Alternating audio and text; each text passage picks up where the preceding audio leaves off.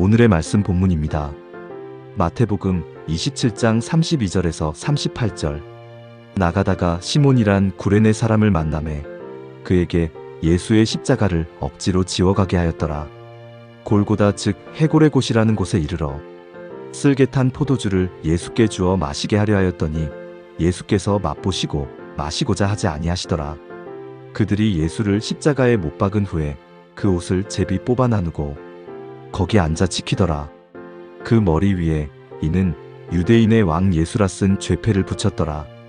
이때에 예수와 함께 강도 둘이 십자가에 못 박히니 하나는 우편에 하나는 좌편에 있더라.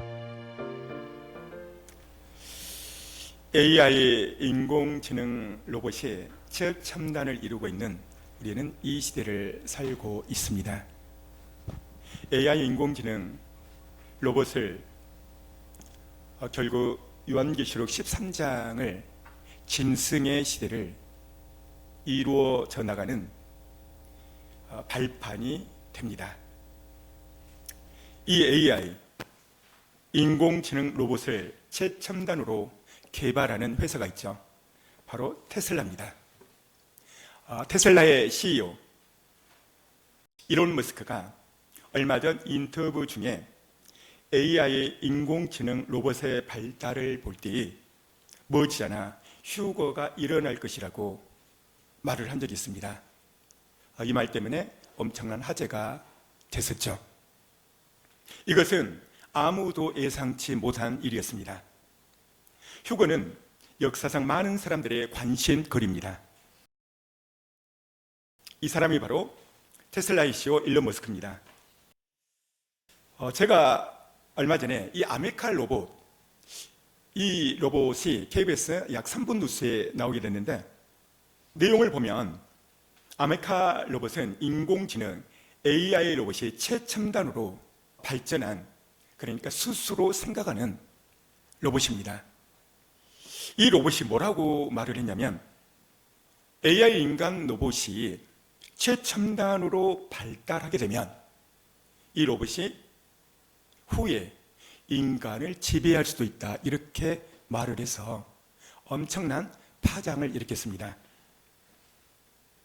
이 AI 인공지능 로봇은 요한계시록 13장 666표 이 짐승의 시대로 돌아가는 아마 발판이 될 것입니다.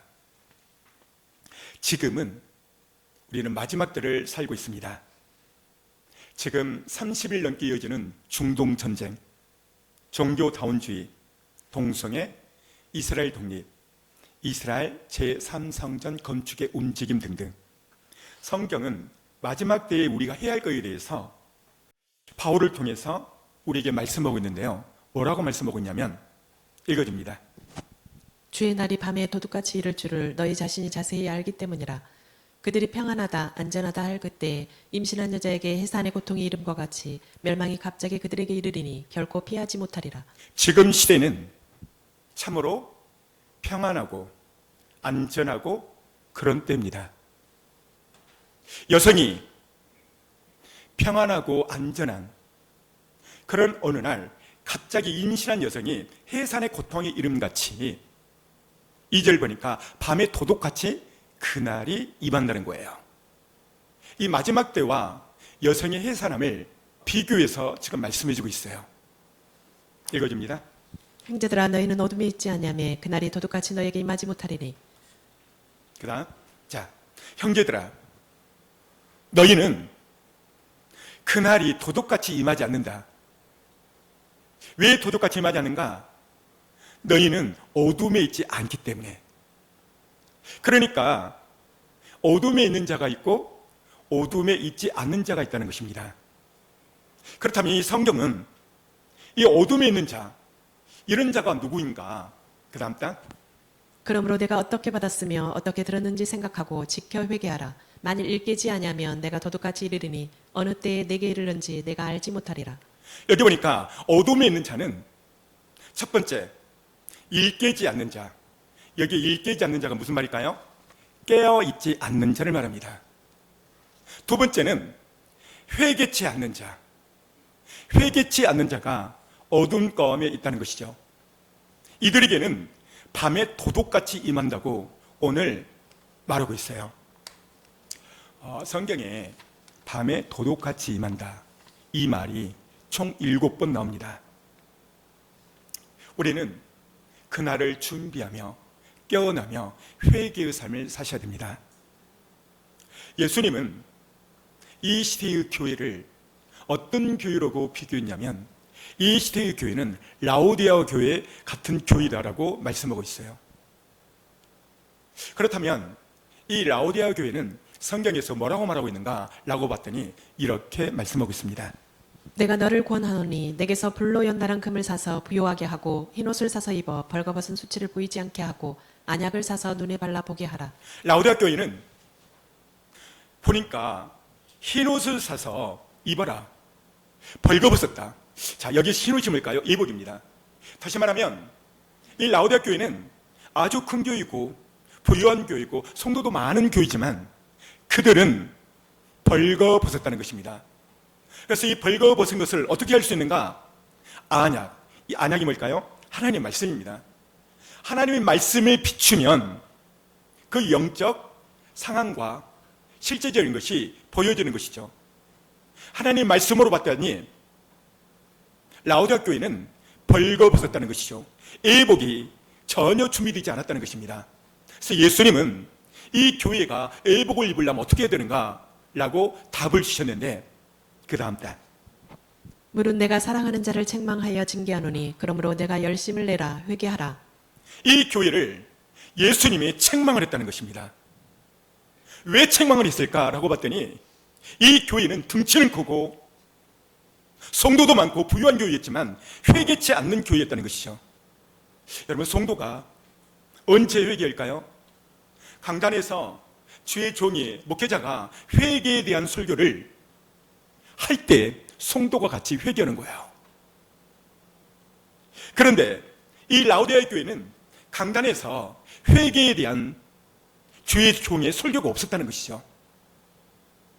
회개의 설교 대신 인문학 설교, 기복 설교, 성공학급 설교, 행복농촌 설교, 축복에 관한 설교, 이런 것들이 주류를 이뤘다는 것입니다.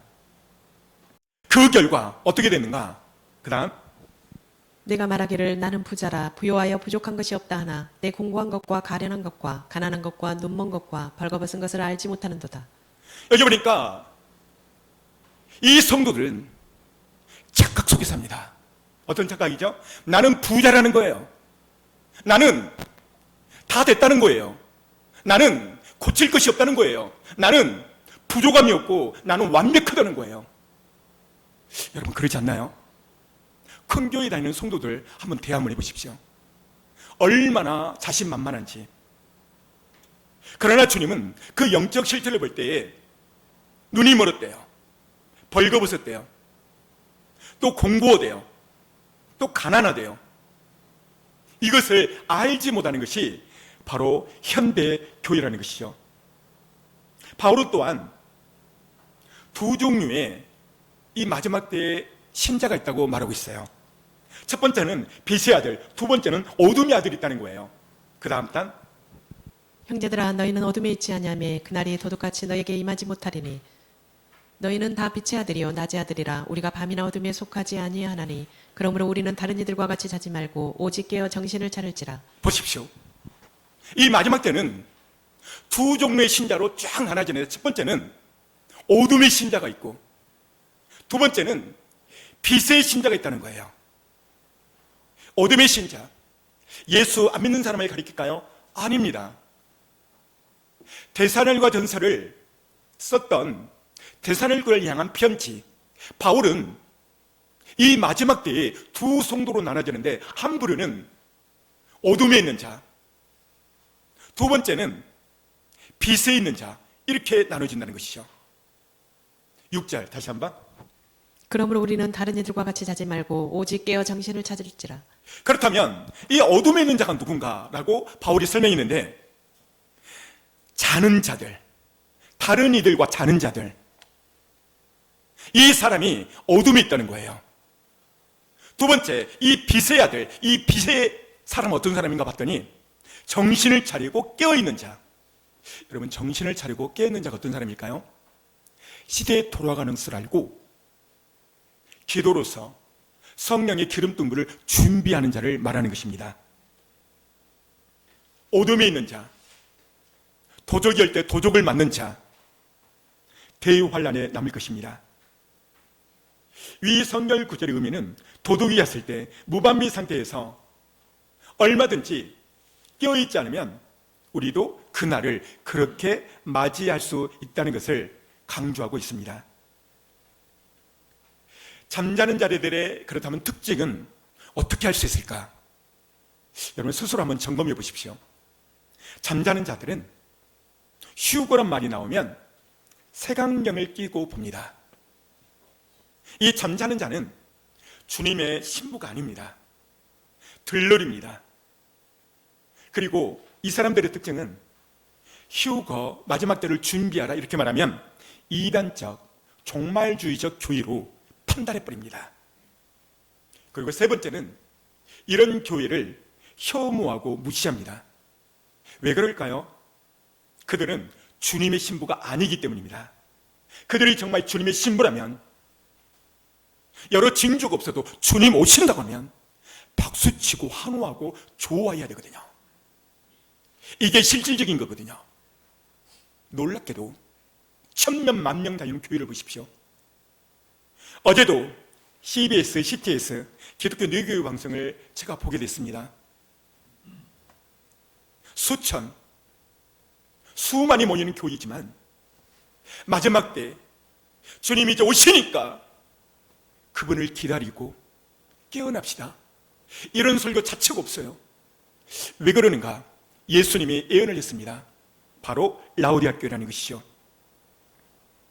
성경은 우리가 정말 주님의 신부가 맞다면 몇 가지 준비하라고 말하고 있어요. 그 다음 단, 악은 어떤 모양이라도 버리라. 평강의 하나님이 친히 너희를 온전히 거룩하게 하시고 너희의 온 영과 혼과 몸이 우리 주 예수 그리스도께서 강림하실 때에 흠없게 보존되기를 원하노라. 우리가 정말 주님의 신부가 맞다면 악은 어떤 모양이라도 버리라는 거예요. 어떤 모양이라도. 5장 23절 보니까 주님 강림하실 때 왜 악을 버려야 되는가? 흠없이 보존되기 위한 바로 거룩함입니다. 거룩함. 주님 오실 때 우리의 영혼 육이 거룩하게 보존되어야 된다는 것이죠. 거룩함을 준비해야 된다고 바울을 통해서 말씀하고 있습니다. 두 번째로, 신부는 어떤 자세로 그날을 기다려야 되는가, 또 무엇을 준비해야 되는가? 그 다음 단, 그날에 그가 강림하사 그 성도들에게서 영광을 받으시고 모든 믿는 자들에게서 놀랍게 여김을 얻으시리니 이는 우리의 증거가 너희에게 믿어졌습니다. 10절 보니까 마지막 때를 살고 있는 사람은 믿음을 준비해야 된다는 거예요. 앞에 볼까요? 믿는 자, 믿어졌습니다. 주님이 이제 속히 오심을 믿고 그날을 준비해야 된다는 것이죠. 그래야 영광 중 그분을 맞이할 수 있다고 바울은 말하고 있습니다. 세 번째로, 주님의 신부는 어떤 열매를 맺어야 되는가? 그 다음 단, 이러므로 우리도 항상 너희를 위하여 기도함은 우리 하나님이 너희를 그 부르심에 합당한 자로 여기시고 모든 선을 기뻐함과 믿음의 역사를 능력으로 이루게 하시고. 여기 보면 합당한 열매, 따라서 볼까요? 합당한 열매를 맺어야 됩니다. 여러분, 여기 합당한 자로 말했는데 여기 합당한 자가 누군가? 그 다음 단이 설명해 주고 있습니다. 그러므로 회개에 합당한 열매를 맺고 속으로 아브라함이 우리 조상이라 말하지 말라. 내가 너희에게 이르노니 하나님이 능히 이 돌들로도 아브라함의 자손이 되게 하시리라. 여기 보십시오. 부르심에 합당한 열매를 맺으라는 거예요. 이 합당한 열매가 무엇일까? 늘 회개의 삶을 통해서 우리를 돌아보는 것입니다. 거룩함이 우리 안에 있는 것이 바로 합당한 열매인 거예요. 거룩함의 출발이 무엇인가? 회개입니다. 회개. 그래서 성경은 그 다음 단 이렇게 말합니다. 자기 두루마기를 빠는 자들은 복이 있으니 이는 그들이 생명나무에 나아가며 문들을 통하여 성에 들어갈 권세를 받으려 함이로다. 자기 두루마기를 빠는 자, 바로 회개입니다. 이 사람들에게 복이 있다는 거예요. 어떤 복인가? 주님 그날 오실 때 휴고의 축복이 있다는 것이죠.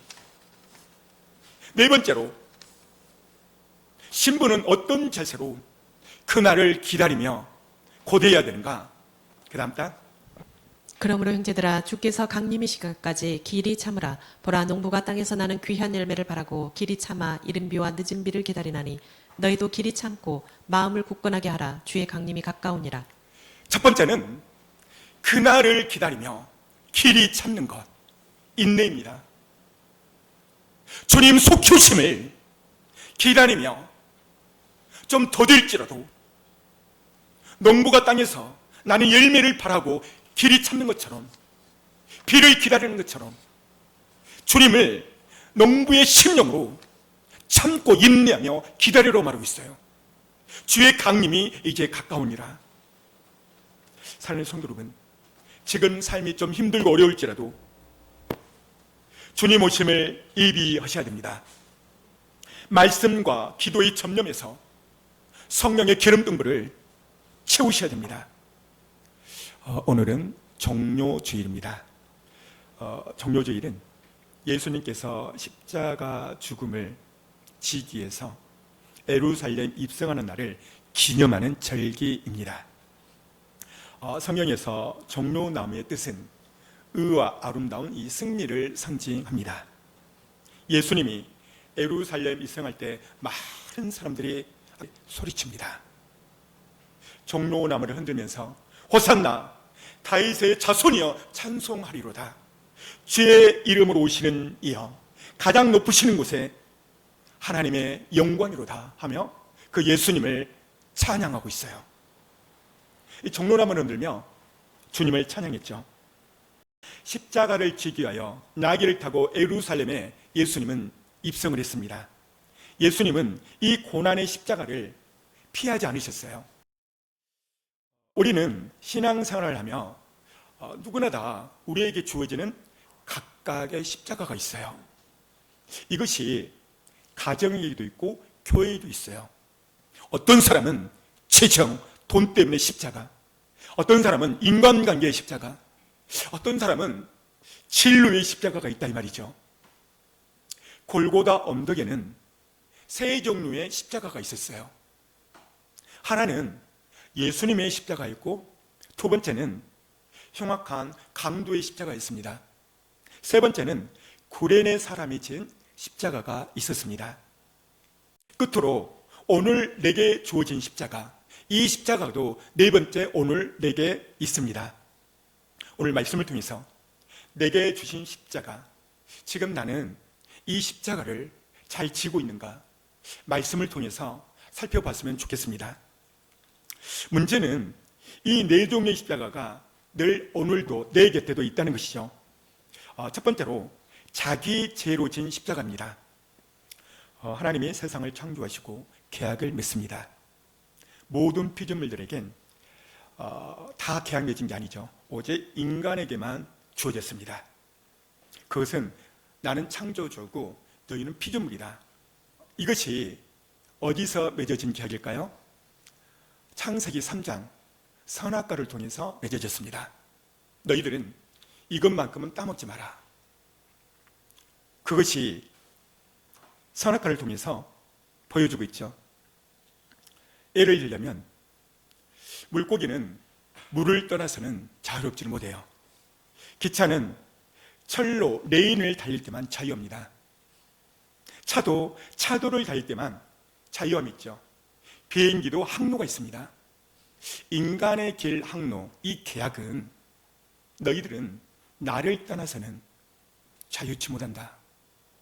그래서 하나님은 우리 인간에게만 계약을 달았어요. 그리고 너희들은 내 안에 거야만 너희들은 이 땅에 생명을 얻되 풍성하게 얻을 수 있다라고 말을 했죠. 그래서 하나님은 인간에게 교제하기 위해서 그 영혼을 주셨어요. 그 다음 딱 여호와 하나님이 땅의 흙으로 사람을 지으시고 생기를 그 코에 불어넣으시니 사람이 생명이 되니라. 여기 보십시오. 하나님이 인간을 창조했죠. 그리고 그 코에 생기를 주었어요. 그리고 하나님이 그 코에 생기를 주시고 그 코에 영, 이 생기가 영을 가리키는 거예요. 영, 하나님과 우리 안의 교제는 영에서 이루어져요. 그러니까 하나님은 인간 창조 목적이 하나님과 교제예요, 교제. 그런데 인간은 선악과를 하나님이 먹지 말라는 선악과를 따먹고 말죠. 선악과의 큰 의미는 딱 한 가지입니다. 나는 창조주다. 너희는 피조물이다. 그 경계 라인이 바로 선악과예요. 이거를 따먹지 마라. 그런데 사단 마귀의 유혹 속에 나도 하나님같이 눈이 밝아져서 하나님같이 되리라. 그러니까 그 선악과를 따먹다는 것은 창조의 경계선을 넘어버린 거예요. 그래서 이 땅에 죄가 들어온 것입니다. 오늘 성경은 이렇게 말하고 있어요. 로마서 3장 10절 읽어줍니다. 기록된 바 의인은 없나니 하나도 없으며. 보십시오. 기록된 바 의인이 없다 이 말은 모든 사람이 죄인이라는 거예요. 그 다음 딱 모든 사람이 죄를 범하였음에 하나님의 영광에 이르지 못하더니. 모든 사람이 죄를 범하였음에 하나님의 영광에 이르지 못했다라고 말하고 있어요. 죄의 결과가 무엇인가? 그 다음 딱 죄의 삭은 사망이니라. 죄의 삭은 사망입니다. 여러분, 인간에게는 욕망이 있어요. 욕망. 오늘 십자가를 진 이 두 강도, 이 사람들은 자기의 행복, 욕망을 위하여 살았습니다. 행복을 위해서 남의 돈을 뺏고, 자기 욕망과 성공을 위해서 남의 생명을 뺏고, 자기 욕심대로 제 멋대로 산 사람, 이 두 강도, 그 결과가 무엇인가? 바로 오늘 십자가에 매달렸습니다. 이 땅에 많은 사람들이 욕망대로 살아요. 사람은 죽이지 않았더라도 그 죄로 말미암아 모든 사람이 십자가에 매달려야 될 그런 상이에요. 근데 예수님께서 우리의 죄를 위하여 대신 십자가에 못 박히셨어요. 우리나라를 좀 보면 전 대통령인 전두환, 전 노태우, 전 이명박 대통령, 한 나라의 대통령 정도 됐다면 대단한 거예요. 그런데 이 세 사람의 공통점이 뭐예요? 감옥에 갔다는 거죠. 구속됐습니다. 이유가 무엇입니까? 죄입니다. 아무리 이 땅에 대통령이 된다 할지라도 죄를 지으면 여실히 감옥을 간다는 것을 보여주고 있어요. 뭐 때문이죠? 헌법으로 인해서, 법에 의해서. 이 땅에서 죄를 지면 그 몸이 감옥을 갑니다. 이 땅에서 그 죄 문제를 해결받지 못하고 그 한 영혼이 죽게 되면 어디를 가는가? 영원한 영적인 감옥을 간다는 것이죠. 그게 어딘가? 바로 지옥이라는 감옥입니다. 오늘 두 번째는 예수님이 진 십자가가 있었습니다. 성서 고고학자에 의하면 십자가의 무게가 약 80kg 정도 된다는 거예요. 무겁고 힘들고 또 골고다 언덕으로 올라갈 때 로마 군병들이 채찍으로 때렸습니다. 채찍의 끝부분은 낚시 바늘처럼 휘어져 있어요. 길이는 약 1.5m입니다. 한 번 쫙 때리면 살이 뜯겨지고 뼈가 보일 정도의 어마어마한 것이었죠. 그리고 머리에는 가시멜로관을 씌웁니다. 얼마나 지쳤기에 자기가 져야 할 십자가를 질 수 없어서 수없이 넘어집니다. 그 발걸음을 옮길 때마다 머리에서 피가 뚝뚝 떨어지고 밤새 채찍질을 맞았기에 그의 몸이 만신창이가 됐어요. 주님은 그 고통을 아셨기에 그분은 겟세마네 동산에서 이렇게 기도합니다. 읽어줍니다.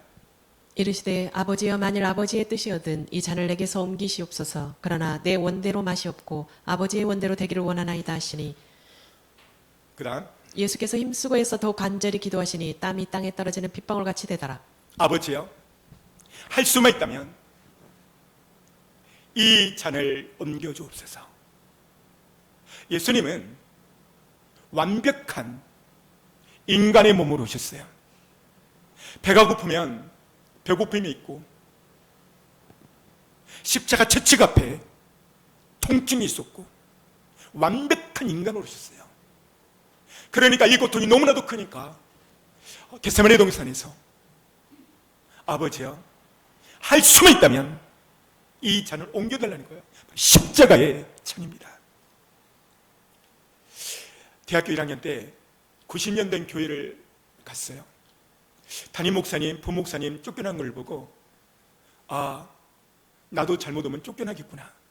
그때 이 기도를 했어요. 하나님, 할 수만 있다면 나보다 똑똑하고 많이 배운, 입술이 부드러운 이 시대에 한 해에 3,000명씩 신학생이 배출되는데 차라리 그들에게 주십시오. 저는 안 가고 싶습니다.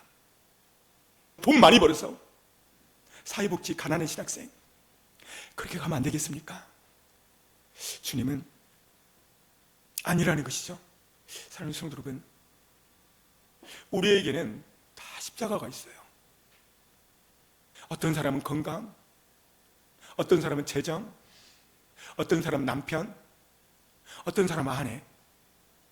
사랑하는 성도 여러분, 힘들고 어려울지라도 주님 바라보시고 그 십자가를 지셔야 돼요. 제가 만약 이런 것 저런 것을 따지고 그 십자가를 안 졌더라면 저는 이 단에 쓸 수가 없어요. 목회를 하다 보니까 성도들이 이 십자가를 교묘하게 피해가더라고요. 여러분, 내게 주어진 십자가 있다면 아멘으로 받으시고 묵묵히 참고 지십시오. 예수님은 이 십자가가 너무나도 힘드니까 그가 기도를 했는데 땀방울이 떨어졌는데 핏방울 같이 됐다는 거예요. 이건 누구 때문입니까? 나를 살리기 위한, 나의 죄를 지기 위한 엄청난 대가부 지불을 그분이 하셨어요. 갈라디아서 3장을 보면 예수님은 우리를 위하여 우리가 받을 모든 조절을 그분이 다 받으셨어요. 읽어줍니다. 그리스도께서 우리를 위하여 저주를 받은 바 되사 율법의 저주에서 우리를 속량하셨으니 기록된 바 나무에 달린 자마다 저주 아래에 있는 자라 하였습니다. 보십시오. 우리를, 여러분과 저를 위하여 그분이 저주를 받았대요. 어디서? 십자가에서. 이 땅에 나 혼자만 존재했어도 예수님은 십자가를 지셨어요. 여기서 우리라고 말했는데 바로 나입니다. 그 예수님은 나 때문에 십자가를 지신 거예요. 제가 이거를 깨닫고 정말 가기 싫었지만 돌아온 거예요. 예수님도 그 십자가가 너무나 고통이 크니까 아버지여, 할 수만 있다면 이 잔을 옮겨주옵소서. 그렇게 겟세마네에서 땀방울이 핏방울이 되도록 기도를 한 것입니다. 사랑하는 성도 여러분, 오늘 예수님은 나를 위하여 십자가를 지셨어요. 그렇다면 오늘 내가 어떻게 해야 그 십자가의 보혈을 믿고 내가 깨끗하게 죄의 사함을 받을 수 있는가? 그 다음 단, 만일 우리가 우리 죄를 자백하면 그는 미쁘시고 의로우사 우리 죄를 사하시며 우리를 모든 불의에서 깨끗하게 하실 것이요. 보십시오. 우리가 서로 주님 앞에 고백하면 저는 미쁘시고 의로우사 우리의 모든 죄를 깨끗하게 사하시고 모든 불의에서 건지신다는 것이죠. 왜죠? 예수 십자가의 보혈의 능력입니다. 그래서 예수님의 그 핏값, 이 핏값은 우리의 신앙생활의 이유예요. 신앙생활은 예수 핏값인 것입니다. 따라서 볼까요? 신앙생활은 예수님의 핏값이다. 여러분, 우리가 신앙생활하는 것은요, 예수님의 핏값이 어디냐고요? 그 다음 장, 피 흘림이 없은즉 사함이 없느니라. 보십시오. 피 흘림 없이는 사함이 없다. 예수님의 피는 옷을 시켜요. 그 다음 장, 어린 양의 피에 그 옷을 씻어 희게 하였느니라. 그 옷, 애복입니다. 누구의 피로? 예수의 피로. 예수의 피는 단번에 성수에 들어갈 수 있는 능력이 있어요.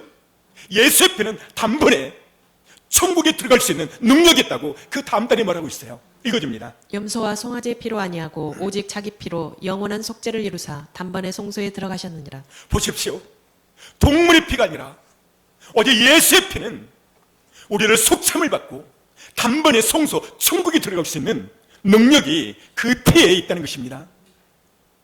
그 다음 단. 그러므로 형제들아 우리가 예수의 피를 힘입어 성소에 들어갈 담력을 얻었나니 예수의 피를 힘입어 성소에 들어갈 담력을 얻고 예수의 피는 우리를 또한 거룩하게 해요. 그 다음 단. 그러므로 예수도 자기 피로써 백성을 거룩해 하려고 성문 밖에서 고난을 받으셨느니라. 보십시오. 예수의 피는 거룩하게 한다는 것입니다. 또 예수의 피는 사단 마귀를 박살낼 능력이 예수의 피에 있습니다. 읽어줍니다. 또 여러 형제가 어린 양의 피와 자기의 증거하는 말을 인하여 저를 이겼으니 어린 양의 피로 저를 이겼으니, 여기 제가 뭐예요? 사단 마귀. 어린 양의 피는 사단 마귀를 깨부수고 당당하게 이길 수 있는 그 피가 예수의 피라고 지금 말하고 있습니다.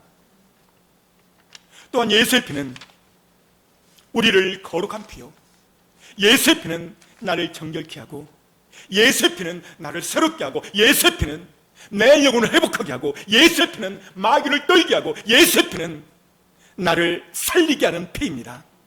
사랑하는 성도 여러분, 예수님 피는 마귀의 자녀에서 하나님의 자녀로 터닝 포인트하는 것이 바로 예수의 피의 권세에 있습니다. 예수의 피는 나를 치료케 합니다. 예수의 피는 우리가 주님의 소유가 되게 하는 것이 바로 예수의 피에 있어요. 그 다음 단. 우리가 살아도 주를 위하여 살고 죽어도 주를 위하여 죽나니 그러므로 사나 죽으나 우리가 주의 것이로다. 보십시오. 예수의 피는 내가 살아 죽으나 주님의 것이 된다는 것이죠. 주님의 소유가 되는 것이 예수의 피에 있습니다. 주님은 핏값으로 나를 샀고 핏값으로 나를 하나님의 자녀로 만든 것입니다. 마지막 부조로 십자가, 억지로 진 십자가가 있었습니다. 이것은 구레네 사람이 진 십자가입니다. 구레네 사람 시몬, 이 사람 정말 재수없는 사람입니다. 왜냐하면 시골에서 있다가 예루살렘 도시로 올라와요. 그럼 많은 사람들이 막 줄 서 있고 웅성웅성 막 소리가 들려요. 그래서 저게 뭐지? 그러고 보니까 젊은 한 남자가 십자가를 지고 막 올라가는데, 올라가다가 쓰러지고 또 넘어지고 또 지고, 그것을 우연찮게 목격하게 됩니다. 이때 로마 군병이 그 구레네 사람을 보고 예수님이 자꾸 넘어지니까 야, 너가 이거 치워 하고 강박으로 예수님의 십자가를 대신 지킨 거예요. 이걸 볼 때에 이 구레네 사람이 십자가를 칠 때 얼마나 예수님이 힘겹게 그 십자가를 졌는지 알 수가 있어요. 만약 예수님이 당당하게 계속 치고 갔더라면 구레네 사람은 십자가를 지지 않아도 되죠. 근데 계속 걸어가다가 넘어지고 그러다 결국 구레네 사람 시몬이 지게 됩니다. 이 십자가는 약 80kg 정도 됩니다. 여러분, 구레네 사람이 하나님을 아는 사람, 예수님을 믿은 사람이었을까요? 아니에요. 구레네 사람 시몬은 예수님을 전혀 모르는 사람이에요. 그냥 구경 났다가 억지로 로마 군병에 칼과 창이 무서우니까 강박으로 인한 진 십자가입니다. 얼마나 억울했을까요? 그러나 억지로 진 십자가였지만 하나님은 그를 기이 보시고 엄청나게 그의 가정을 축복합니다. 마가복음 15장 21절에 보면 그 부분이 나와 있는데요, 읽어줍니다. 마침 알렉산더와 루포의 아버지인 구레네 사람 시몬이 시골로부터 와서 지나가는데 그들이 그를 억지로 같이 가게 하여 예수의 십자가를 지우고, 여기 보면 루포가 나와요. 루포의 아버지가 누굴까요? 거기 옆에 써있네요. 구레네 사람 시몬. 이것을 아주 길게 설명을 해놨는데, 이 시몬이라는 사람이 시골에 내려갔다가 올라왔어요. 예루살렘 이 도시로 와서 보니까 그걸 말하고 있는데요, 억지로 그 십자가를 지게 돼요. 후에 이 억지로 진 구레네 사람 이 십자가를 바울은 이렇게 설명하고 있어요. 그 다음 단, 주 안에서 택하심을 입은 루포와 그 어머니에게 문안하라. 그의 어머니는 곧 내 어머니니라. 바울이 엄청난 선교사역을 그럴 때 여기 보니까 주 안에서 택함을 입은 루포와 그의 어머니에게 문안하라. 앞에 볼까요? 루포와 그의 어머니, 여기 그의 어머니가 누구예요? 구레네 사람 시몬의 부인이죠. 그 어머니에게 문안하래요. 그러면서 그 어머니는 내 어머니라 이렇게 표현을 했어요. 이 무슨 말이냐면, 바울이 선교 사역을 1차, 2차 이렇게 전도여행을 다닐 때요, 이 루포의 어머니, 그러니까 시몬의 아내, 다시 말하면 그 가정에서 엄청나게 선교 사역을 도왔다는 것을 말하고 있는 거예요. 그러니까 그 어머니는 내 어머니라 바울이 그렇게 말한 거예요. 구레네 사람 시몬은 십자가를 짐으로 인하여 그가 예수님을 믿게 된 대표적인 인물이에요. 그리고 그의 가족을 전도하여 온 가족이 예수님을 믿게 됩니다. 결국 그의 가정은 후에 사도 바울의 선교 사역에 있어서 엄청난 동역자로 쓰임받는 축복의 가정이 됐다고 로마서 16장 이 13절 이 한 구절을 통해서 보여주고 있는 것입니다. 억지로 진 십자가, 그의 아들, 그의 아내, 그의 모든 가정을 구원받게 됐어요. 내가 당면한 십자가, 이 말은 내 아들을 살리고 내 자녀를 살리고, 내가 주님 앞에 무엇인가 억지로 진 십자가 있다면 하나님은 그 가정을 일으킨다는 거예요. 뭘 보고? 나의 억지로 진 십자가를 보고. 그래서 우리는 남이 보든 말든 십자가를 질 때 주님이 나뿐만 아니라 내 자녀들도 내 가정들도 본다는 것을 말해주고 있는 것입니다. 마지막 네 번째로 오늘 내게 주신 십자가가 있습니다. 그 다음 단, 무리와 제자들을 불러 이르시되 아무든지 나를 따라오려거든 자기를 부인하고 자기 십자가를 지고 나를 좇을 것이니라. 여기 보십시오. 무리, 제자들. 예수님은 교회 안에는 무리가 있고 제자들이 있다는 거예요. 그럼 어떤 사람이 제자인가? 제자는 자기를 부인하고 자기 십자가를 지는 사람이 제자예요. 무리는 자기를 부인하지 않고 자기 십자가를 절대 짓지 않아요. 그리고 이 사람도 나도 예수 믿는 사람이라고 강력하게 말을 해요. 예수님은 이 부분에 대해서 교회 안에는 무리가 있다, 제자가 있다, 교회 안에는 염소가 있다, 양이 있다, 교회 안에는 쭉댕이가 있다, 알곡이 있다라고 말을 해요. 어떻게 말할 수 있냐면, 무리, 가짜입니다. 쭉댕이, 염소 새끼입니다. 이 무리의 특징은 여기 나왔죠? 자기를 부인하지 못해요. 이 자기를 부인하지 못한다는 말은 무슨 말이냐면, 자아가 시퍼렇게 살아있어요. 왜 그럴까요? 자기를 부인하지 않았기 때문에. 두 번째는 자기 십자가를 지지 않고 주님을 따르기 때문에. 사랑하는 성도 여러분, 오늘 말씀을 통해서 나는 무리인가? 나는 제자인가? 이 선포됐을 때 자기를 보는 사람은 정말 지혜로운 사람이에요. 근데 이렇게 엄청난 설교를 해도 저 사람이네, 저 사람이구만, 이런 사람은 무리일 가능성이 엄청 커요. 제자는 설령 그래도 주님이 나의 견말이구나, 내 자아가 조금 덜 죽었구나, 나를 더 죽여야지, 그리고 내게 맡겨진 십자가를 져야지, 이렇게 긍정적으로 받아요.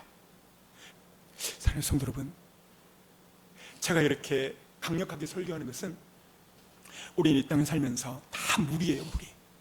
그러나 이 복음의 말씀을 듣고 무리에서 돌아오는 거, 염소에서 양으로 돌아오는 거, 주님이 이걸 원하시는 거예요. 그러려면 아멘, 맞습니다 주님, 납니다. 제가 목사임에도 불구하고요, 아침에 새벽에 기도하는데 십자가 앞에서 내 모습이 보여요. 정말입니다. 주님, 나는 가짜입니다. 나는 무리입니다. 나는 싹군입니다. 동안 그 기도했어요. 사랑하는 성도 여러분, 바울은 말해요. 선 줄 아는 자는 넘어질까 조심하라. 나는 나의 구원을 두렵고 떨림으로 이루리라 그랬어요, 바울이. 제자는 부딪혀도 하나님 앞에 기도해요. 혹시 내 잘못일까요? 이게 제자의 제자. 목사인 저도 나 가짜구나. 여러분, 목사가 강대상에서 이동호 목사는 가짜네 이런 말을 할 수 있을까요? 못해. 왜? 자존심이 있으니까. 근데 내가 가짜더라고요. 사랑하는 성도 여러분, 제자라면 남을 보지 않고 나를 보는 거예요. 자기를 죽이는 거예요. 사랑하는 성도 여러분, 부딪혀 교회를 떠나면 그 사람이 큰 복을 받을까요? 절대 그렇잖아요. 왜냐하면 여기 하나님이나 그 간 교회 하나님이나 같으세요. 너 여기 또 왔구나. 하나님이 다시 훈련을 시켜요. 그것을 통과하기까지. 오늘 구레네 사람 시몬은 구경하다가 억지로 강박에서 십자가를 졌습니다. 자기에게 한마디 상의도 없었습니다. 물어보지도 않았습니다. 로마 군병이 그냥 끌어다가 넣죠. 강박이죠. 한마디 자기 의견도 없어요. 그런데 억지로 졌더니 그의 가정이 엄청난 큰 복을 받았다고 오늘 바울 통해서 말해주고 있어요.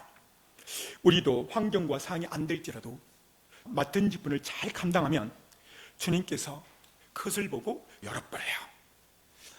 당시 예수님이 진 십자가 잠시 보겠습니다.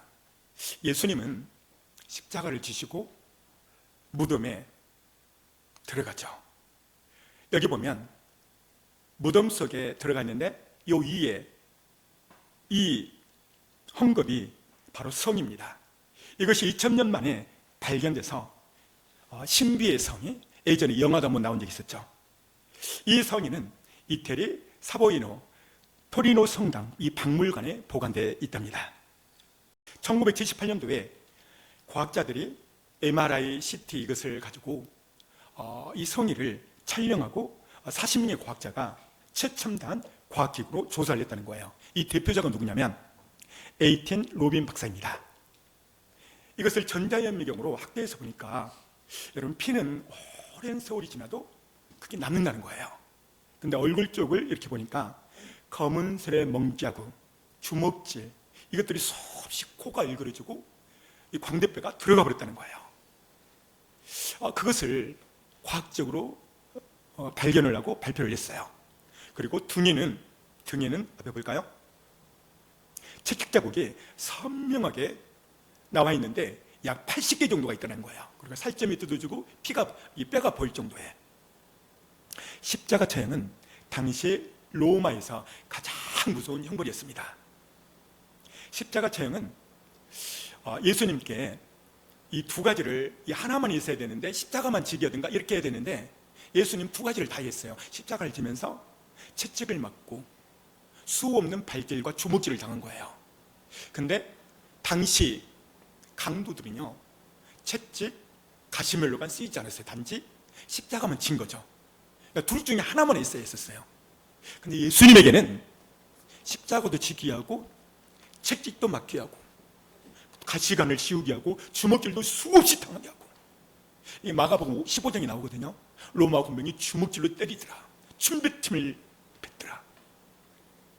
그리고 예수님은 그 십자가를 다 지시고 이렇게 고백을 해요. 이루어지십니다. 예수께서 신 포도주를 받으신 후 가라사대 다 이루었다 하시고 머리를 숙이시고 영원히 돌아가시니라.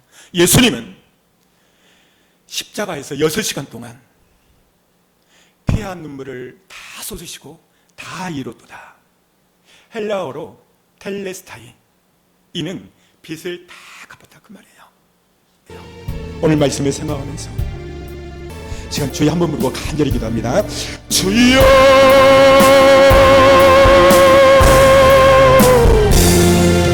주여, 주여. 주님, 나는 죄인이야. 예수의 피로, 예수의 볼로 정결케하사 나의 모든 일을 용서하여 주옵소서. 누구든지 나를 따르거든 자기를 부인하고 자기의 십자가를 지고 나를 쫓아올 것입니다. 하나님, 내 자아가 죽지 못하고 내 성질이 죽지 못하고 난 아직도 발탈합니다. 용서하여 주옵소서. 이 시간 예수의 피로, 예수의 볼로 정결케 하여 은혜를 부어주시옵소서. 성령님 함께하여 주옵소서. 주님 도와 주옵소서. 성령님 도와 주옵소서. 주여, 아버지, 주님 역사하여 주시고 은혜 내려주시고 함께하여 주시고 주님 도와 주옵소서. 주님 역사하여 주옵소서. 사랑과 은혜가 풍성하신 하나님, 오늘 나를 위하여 희생한 그 십자가 기억하게 하시니 감사합니다. 영원한 생명의 양식이 되게 하옵소서. 성령님의 인도하심과 우리가 주님 안에 하나 되게 하시고, 비록 우리는 연약한 세상에서 흔들리나 다시금 주님의 사랑을 확증하고 세상을 이길 힘을 얻게 하여 주옵소서. 나를 위하여 몸을 바치신 예수 그리스도의 이름으로 간절히 기도했습니다.